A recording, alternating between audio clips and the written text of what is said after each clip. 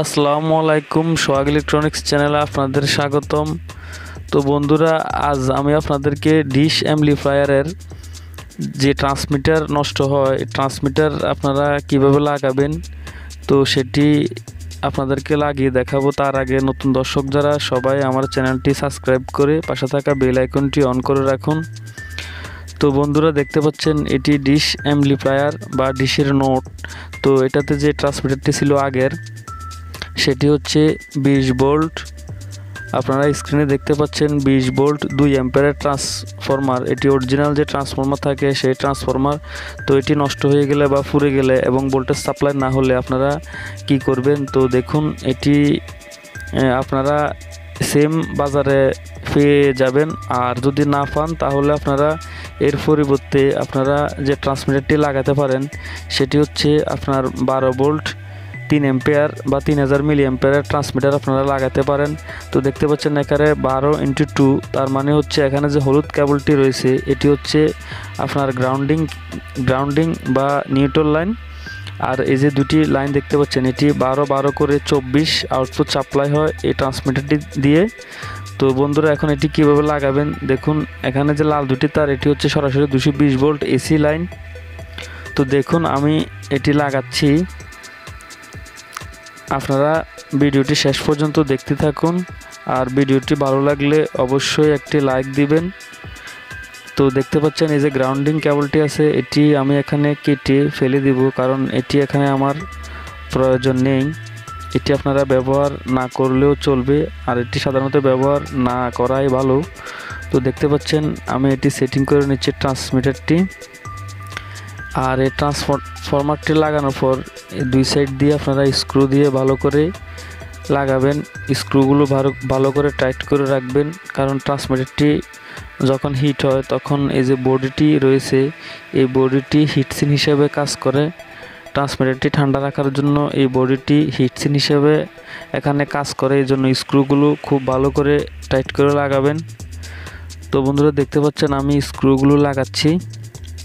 তো স্ক্রুগুলো লাগানো শেষ হলে আপনারা কানেকশন কিভাবে দিবেন আমি সেটি আপনাদেরকে দেখাচ্ছি। তো দেখতে পাচ্ছেন আমি স্ক্রুগুলো খুব ভালোভাবে টাইট করে লাগাচ্ছি। তো এখন এই যে লাল দুটি তার, এখানে সরাসরি এই যে 220 ভোল্টের লাইন বা সরাসরি এসি লাইন, যে কারেন্টের লাইনটি এখানে আপনারা লাগাবেন। এখানে এই লাইনটি লাগানোর পর এখানে আয়রন দিয়ে ভালো করে শোল্ডার করে নেবেন, যাতে লুজ কানেকশন না থাকে। শোল্ডার করে নেওয়ার পর আপনারা এখানে যাতে শর্ট সার্কিট না হয় আপনারা ট্যাপ লাগিয়ে নেবেন। তো দেখতে পাচ্ছেন আমি শোল্ডার করে নিচ্ছি। তো শোল্ডার করে নেওয়ার পর আমি এখন এখানে ট্যাপ লাগিয়ে নিব, যাতে এটি শর্ট সার্কিট না হয়।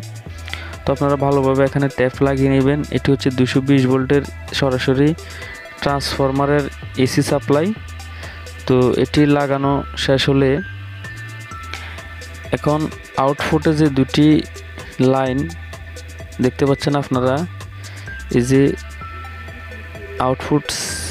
আউটপুট ট্রান্সফরমার আউটপুটের যে দুটি লাইন, এই দুটি লাইন আপনারা সার্কিটের এই পাশে নিয়ে আসবেন। তো দেখতে পাচ্ছেন আমি সার্কিটের এই পাশে নিয়ে আসছি। তো এখন এই দুটি লাইন আপনারা সরাসরি এখানে আগের যে ট্রান্সফরমারের আগের যে লাইনটি ছিল আপনারা ওই লাইনটিতে লাগালেই চলবে। তো বন্ধুরা, এখানে এটি সরাসরি দুটি লাইন ব্যবহার করবেন। এখানে গ্রাউন্ডিং ব্যবহার করার কোনো দরকার নেই, আর গ্রাউন্ডিংটি আপনারা কেটে ফেলে দিবেন। আর এই যে 12 ভোল্টের যে দুটি লাইন, ঠিক আছে, এখানে এই যে দেখতে পাচ্ছেন আমি আগের যে দুটি লাইন ছিল এগুলো খুলে নিয়েছি। আর এখানে নতুন ট্রান্সফরমারের যে দুটি লাইন দেখতে পাচ্ছেন আমি এটি এখানে সরাসরি লাগিয়ে নিচ্ছি। আপনারা শোল্ডার দিয়ে এখানে লাগাবেন, শোল্ডারিং করে। তো বন্ধুরা দেখুন, এটি আমার লাগানো শেষ। তো এখন আমি এটাতে পাওয়ার দিয়ে আপনাদেরকে দেখাবো। আমার এই ট্রান্সফরমারটি লাগানোর পর এই জায়গায় যে শর্ট সার্কিট যাতে না হয় সেজন্য আপনারা এখানে পরিষ্কার করে নেবেন। ঠিক আছে বন্ধুরা, তো দেখতে পাচ্ছেন আমার ট্রান্সফরমারটি লাগানো শেষ। এখন আমি এটিতে পাওয়ার দিয়ে নিচ্ছি। দেখুন, আপনারা সরাসরি 220 ভোল্ট পাওয়ার দিয়ে নেবেন। তো দেখতে পাচ্ছেন আমার এই যে ট্রান্সফরমারটি, এটিতে পাওয়ার চলে এসেছে। তো ভিডিওটি শেষ পর্যন্ত দেখার জন্য আপনাদের অসংখ্য ধন্যবাদ।